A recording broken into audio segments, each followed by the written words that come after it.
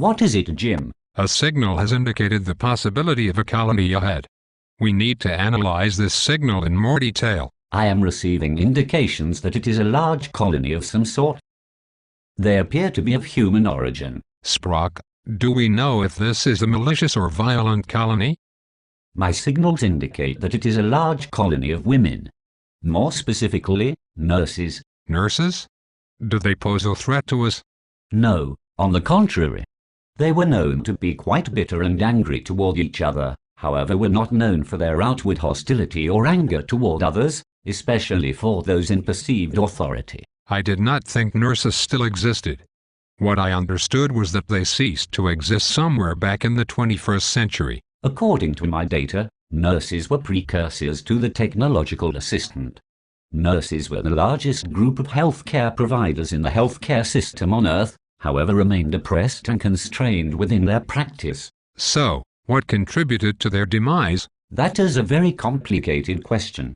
Nurses had a significant role in providing healthcare throughout the world, however remained situated in a subservient role to those of physicians, who, along with politicians, had predominant influence within the social system.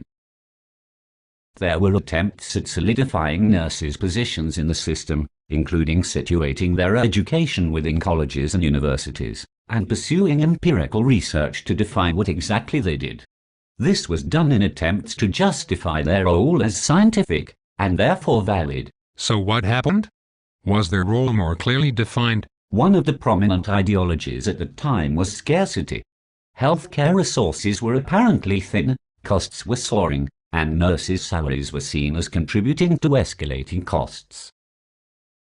There was also much talk about drastic nurse shortages looming in the near future.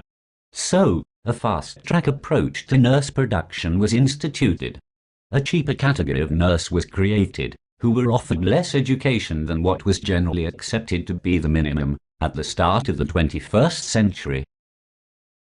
Paradoxically, physicians of the time were also in short supply, however their educational requirements remained unaltered, or even increased, during this period. What did the nurses think of this development? Interestingly, there was not much opposition from many nurses. There had always been issues within the ranks regarding how much education a nurse needed. For example, some believed that nursing involved technical competence, and did not require theoretical underpinnings, while others felt that the increasing complex environments where they worked necessitated a more comprehensive, university education. Some early theorists reported much animosity among nurses themselves, about who was the better, or real, nurse, the technically trained or the university educated. Much of this comparison, however, focused only on one predominant way of knowing, that of technical proficiency. Interestingly, despite their increasingly complex and diversified roles that required equally as complex knowledge, nurses remain the least educated group of healthcare workers on Earth. How were nurses educated within this primitive system? Many nursing instructors taught as they were taught, which was to adhere to conformity and not challenge the social constructs that were in place. The ideological construct of andragogy also played a role, in that it encouraged adherence to what were already established versions or truths of the world. So, nurses as a group did not reach coherence with regards to education, or in some way, try to change the system for the better? No, in fact many nurses seemed to be focused on working to keep their jobs, and giving the best care they could under the restraints that they were working under.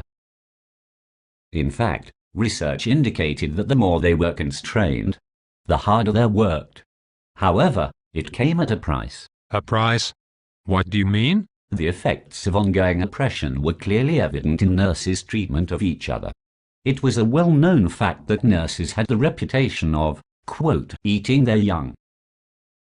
Horizontal violence was prevalent, and this resulted in a severe lack of unity in the profession, which ultimately led to the profession's complete demise. So, nurses simultaneously were the oppressors and the oppressed? Exactly.